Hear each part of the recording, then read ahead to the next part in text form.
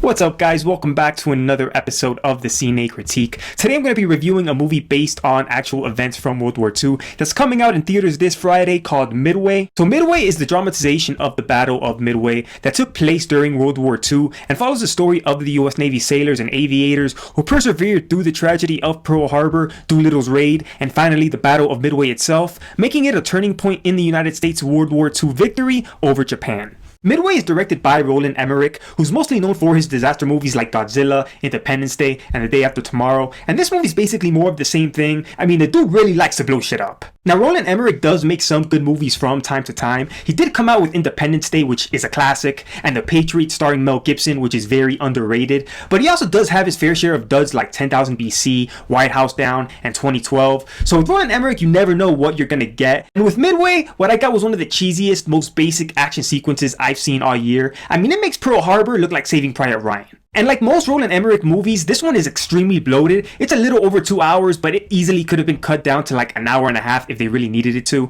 The action was what I was most disappointed with. I'm all for gritty, realistic movies based on war like Dune or Zero Dark 30, but this one's one of those Hollywoodized war movies that has no heart or emotion to it. There are some redeeming qualities in this movie. For one, the cast is pretty star-studded. You got actors like Patrick Wilson, Luke Evans, Aaron Eckhart, Woody Harrelson, Nick Jonas, Dennis Quaid. All these great actors, yet none of them give a shit about giving a memorable performance. The movie stars Ed Skrein, who does his best with what he's given. You may recognize him from his roles in Game of Thrones and Alita Battle Angel. Here he plays Lieutenant Richard Best, who's struggling to juggle his commitment between his family and the military. His character is the closest we get to feeling anything resembling emotion, which is something this movie lacks throughout its entire runtime. Overall, this is one of those movies that you'll forget as soon as it's over. I mean, I just watched this a day ago and I basically already forgot it. So I'm going to give this movie a D+, a movie that has very little style and not nearly enough substance.